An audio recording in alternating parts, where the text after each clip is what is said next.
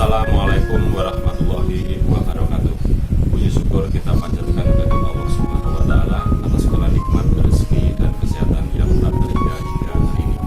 1 tahun sudah kita mengalami pandemi COVID-19 yang berdampak kepada perekonomian Indonesia bahkan perekonomian dunia.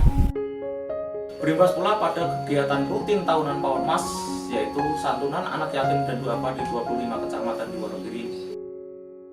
Dengan mengucap Bismillahirrahmanirrahim, kami mohon kepada Bapak Ibu sekalian yang melihat video ini untuk dapat kiranya memberikan dukungan dan donasi sedikit rezekinya kepada kami untuk acara kegiatan tersebut.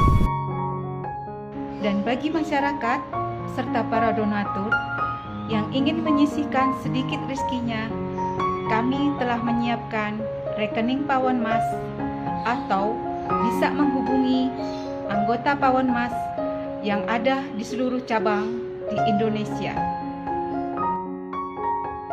Semoga kebahagiaan kita menjadi ladang ibadah buat kita semuanya.